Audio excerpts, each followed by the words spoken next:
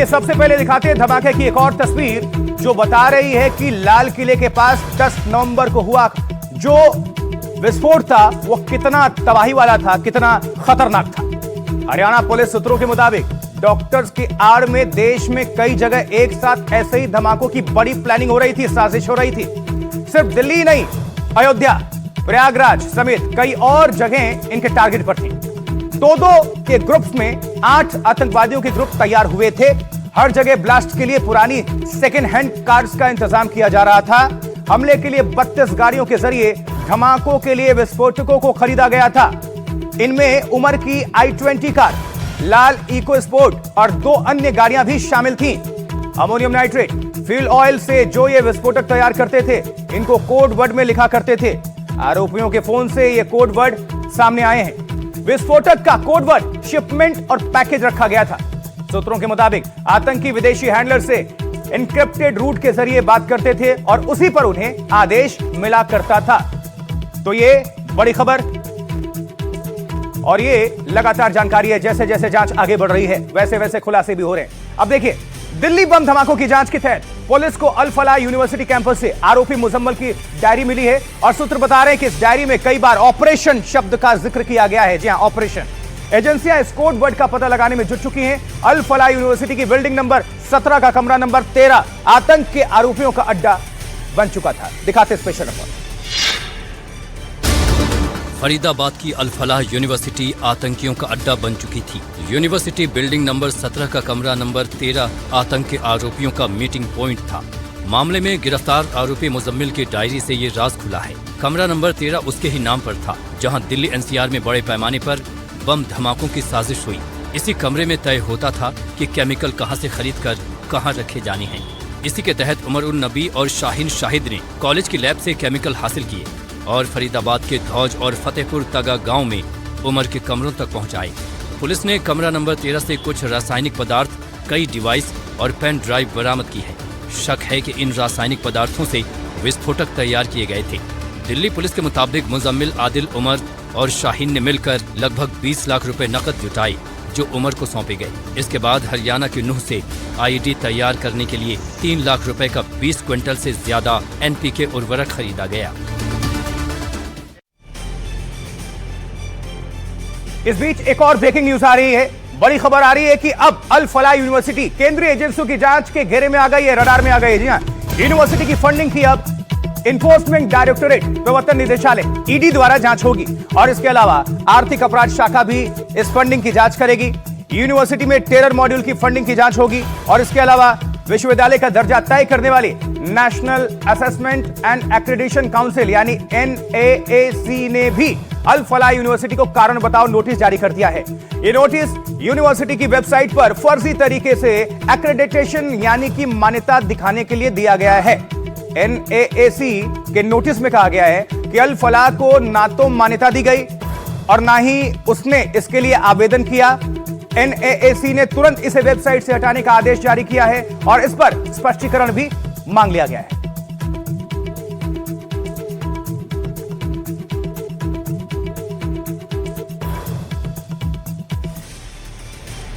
आइए कुछ और कड़ियां जो जुड़ रही हैं, जो खुल रही हैं, उस पर आपको अपडेट कर देते हैं। कुछ पॉइंटर्स बता दें।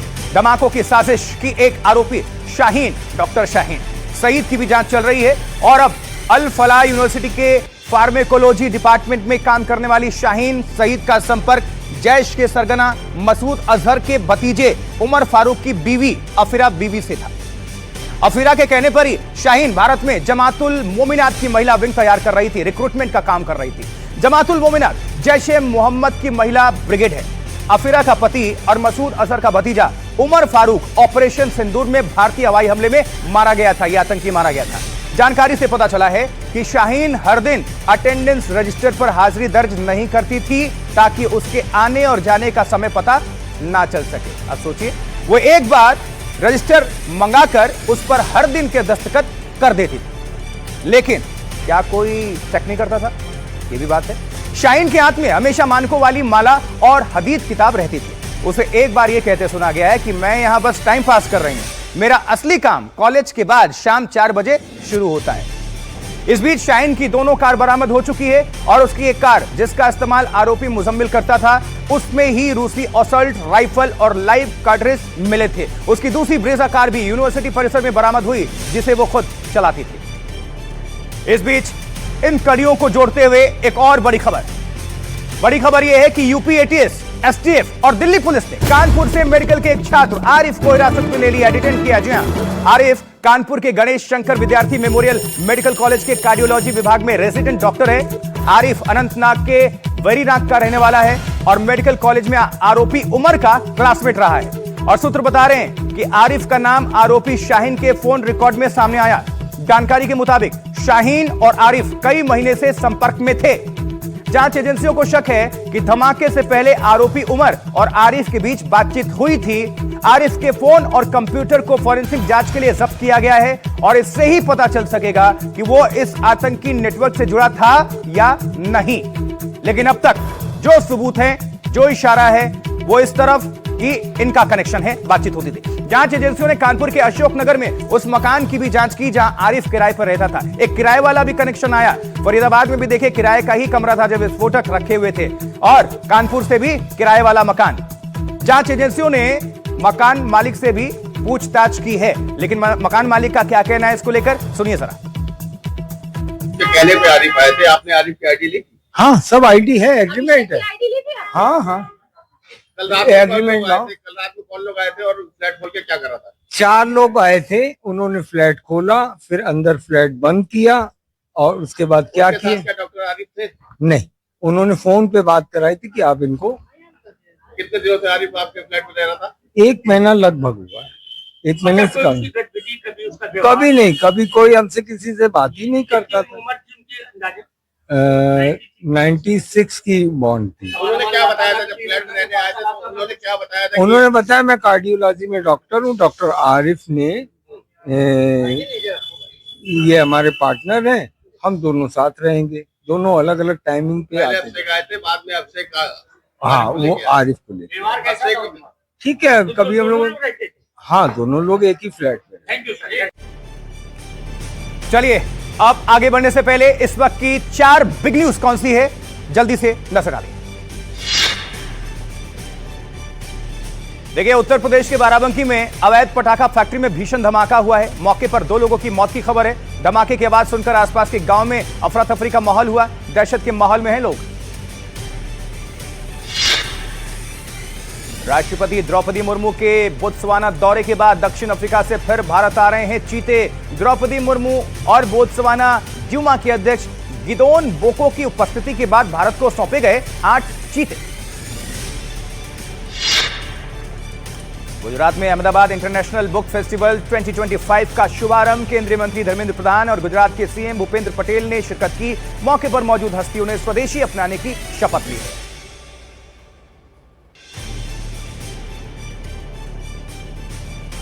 जबकि अगली खबर दिल्ली एनसीआर से जुड़ी हुई। दिल्ली और एनसीआर में अभी भी प्रदूषण से राहत नहीं है। इंडिया गेट और कर्तव्य पथ के आसपास जहरीली धुंध की घनी परत लिपटा हुआ आसमान है। सीपीसीबी के अनुसार इस क्षेत्र में AQI लगभग 400 के पार, 396।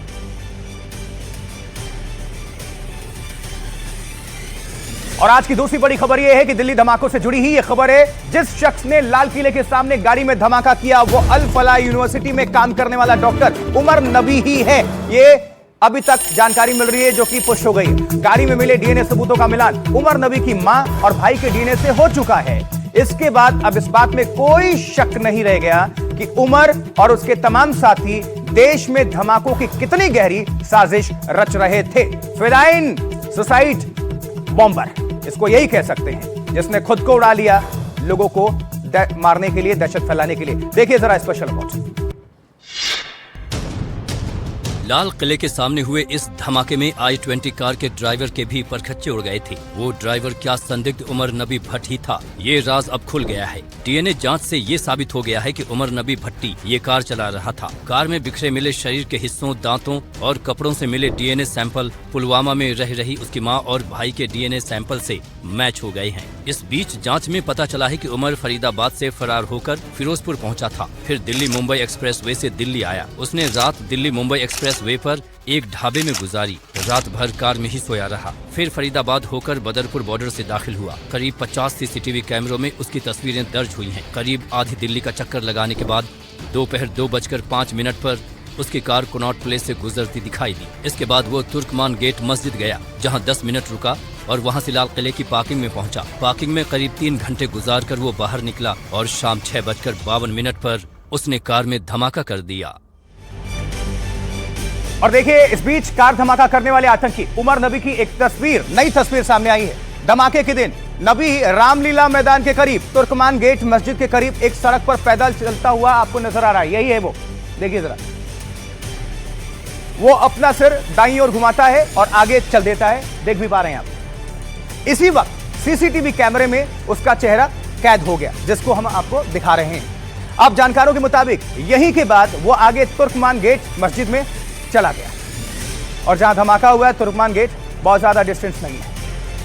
आरोपी उमर नबी लाल किले से पहले जिस तुर्कमान गेट की मस्जिद पहुंचा, वहां से ज्यादा जानकारी दे रहे हैं हमारे सहयोगी मुकेश सिंह सेंगर। नजर आए।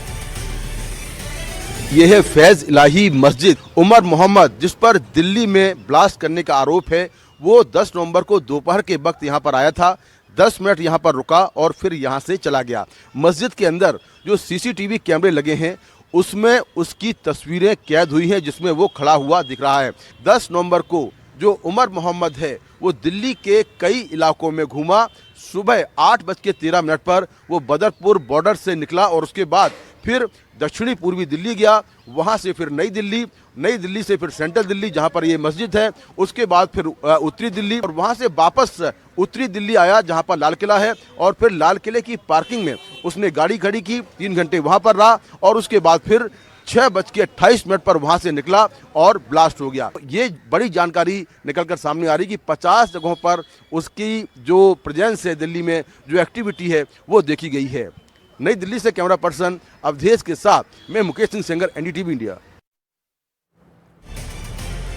देखिए, दिल्ली में लाल किले के सामने जो विस्फोट हुआ, धमाका हुआ, उसकी आवाज कई किलोमीटर दूर तक सुनाई दी और कारों और लोगों के चिथड़े कई सौ मीटर दूर तक फैले हुए मिले। देखिए धमाका कितना भयावह था, जोरदार विस्फोट था। इसका अंदाजा इस बात से मिलता है कि विस्फोट की जगह से करीब 300 मीटर दूर लाजपत राय मार्केट के पास एक छत पर मानव अंग मिला। आप अंदाजा लगाइए।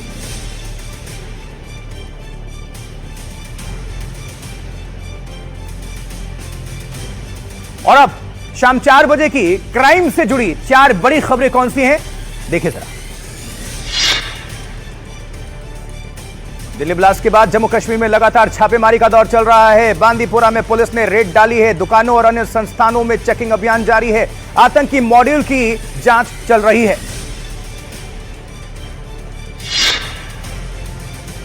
हरियाणा के फतेहाबाद में चेकिंग के दौरान एक कार से 1.75 करोड़ कैश बरामद। पुलिस ने आयकर विभाग को जानकारी दी। पुलिस आगे की तफ्तीश में जुटी है। महाराष्ट्र के पुणे में बड़े डिजिटल अरेस्ट करने वाले गैंग का पर्दाफाश। करीब 3 करोड़ की ठगी का खुलासा। 6 आरोपियों की गिरफ्तारी इस मामले में। Bengaluru hit and run case में आरोपी युवक को पुलिस ने गिरफ्तार किया है। स्कूटर से जा रहे 3 लोगों को इसने टक्कर मारी थी। सीसीटीवी में कैद हुई थी पूरी घटना।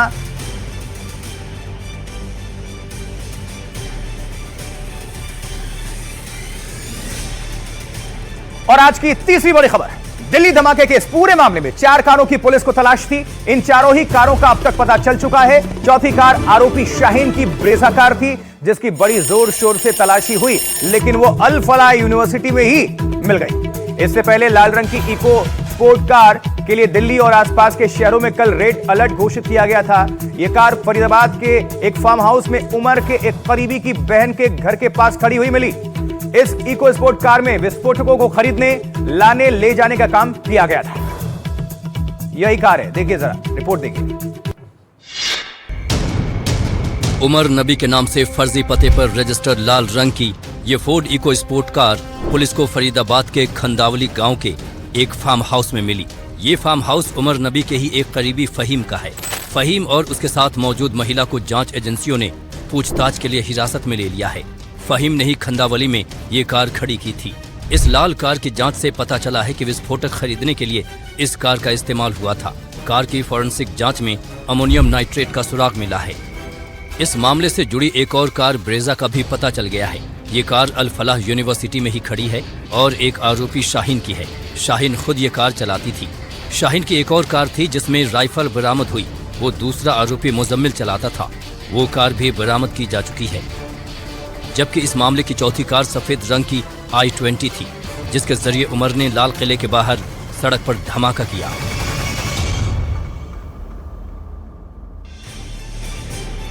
कुछ और डिटेल्स सामने आई हैं, उस पर जरा नजर डाल लीजिए। पहुंचा दें आप सभी तक ये जानकारी, क्योंकि इस बीच जो धमाके में इस्तेमाल हुंडई की कार थी, सफेद I-20 कार, उसको लेकर कई नई जानकारियां सामने आ गई हैं। धमाका करने वाले उमर नबी ने यह कार आमिर नाम के शख्स के आधार और पैन कार्ड पर खरीदी थी। आमिर के पुलवामा के पते पर यह कार खरीदी गई थी, लेकिन इससे पहले इस कार की कई हाथों में खरीदी बिक्री हो चुकी थी, कई हाथों से होकर यह गुजरी थी। 2013 में बनी यह कार इसके पहले मालिक ने 2014 में सलमान नाम के शख्स को बेची। कार उसके नाम रजिस्टर कराई और इसके बाद यह कार दिल्ली में ओखला के देवेंद्र को बेच दी गई। देवेंद्र ने यह कार एक्सचेंज ऑफर के तहत रॉयल कार जोन में सोनू के पार्टनर अमित पटेल को बेची थी। अब अमित ने इसे आगे बिक्री के लिए OLX ऑनलाइन पर डाल दिया, जिसे देखकर पुलवामा का आमिर उसके पास पहुंचा था। अंत में यह कार रॉयल कार जोन के डीलर सोनू के जरिए धमाकों से 4 दिन पहले ही आमिर को बेच दी गई। जैसा हमने बताया कि उमर ने ही आमिर के पति पर कार खरीदवाई। कार बेचने में मदद करने वाले सोनू से पूछताछ में पता चला है कि उसे 10,000 रुपए कमीशन मिला था। कार 1,70,000 रुपए में खरीदी गई। कार लगातार बिकती रही, लेकिन उसकी ओनरशिप उसके नए मालिकों को ट्रांसफर नहीं हुई और यही वजह है कि सलमान नाम का व्यक्ति मुश्किल में पड़ गया। कार अब भी उसके ही नाम पर रजिस्टर्ड है। उसका नाम ट्रांसफर होने से पहले ही इस कार में धमाका कर दिया। और इसीलिए आपको बता दें, आप सभी के लिए भी इसमें मैसेज है कि ओनरशिप ट्रांसफर करना बेहद जरूरी है। कोई भी कार आप बेच रहे हैं तो यह जरूर ध्यान रख लें, क्योंकि मुश्किल में पड़ सकते हैं, जैसा कि यह केस सामने आया। आपको दिखा देते हैं लाल किले से हमारी सहयोगी मलिका मल्होत्रा की एक रिपोर्ट, नजर डालें। तो लाल किले ब्लास्ट के बाद से यहाँ पर लगातार आप देखिए जो तलाशी का काम है वो हो रहा है। आज ब्लास्ट के तीसरे दिन भी आप देख सकते हैं दिल्ली पुलिस की जो तमाम टीमें हैं वो हर सबूत खंगालने की यहाँ पर कोशिश कर रहे हैं। कोई भी अगर संदिग्ध यहाँ पर वस्तु रखी हुई पड़ी हुई दिखती है तो उस पर नजर रखी जा रही है, उसकी चेकिंग के लिए, उसकी इन्वेस्टिगेशन के लिए उसे आगे भेजा जाएगा।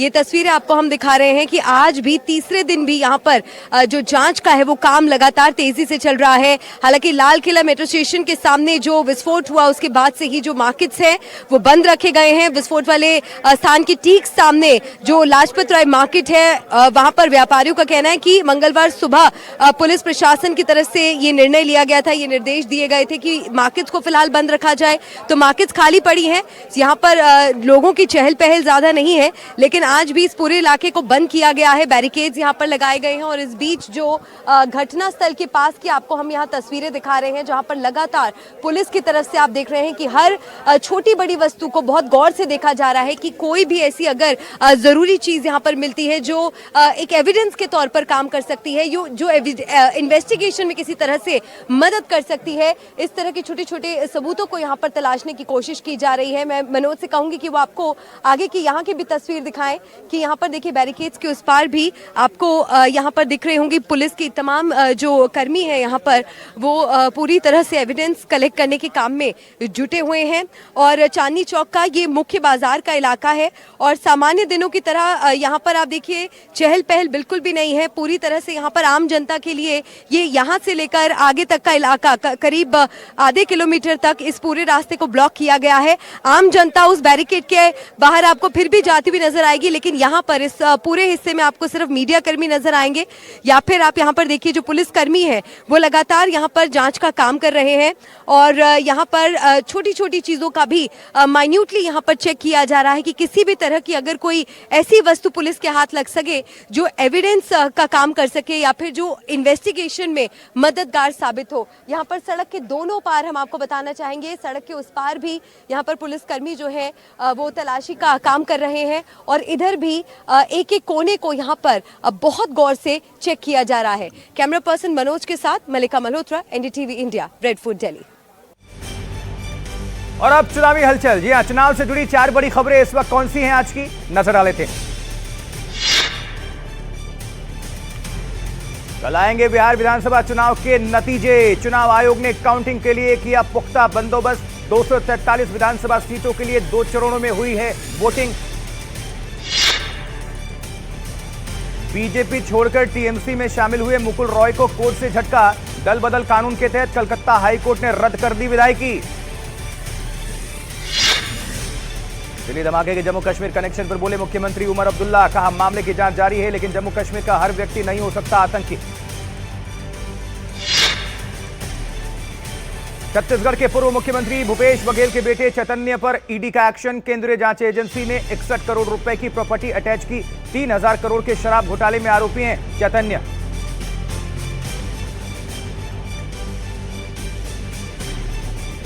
और आज की एक और चौथी बड़ी खबर यह है कि गुजरात से आतंक के एक नए मॉड्यूल का खुलासा हुआ है। देखिए, 3 आतंकवादियों की गिरफ्तारी से पता चलता है कि इस मॉड्यूल की साजिश बायोकेमिकल अटैक की थी।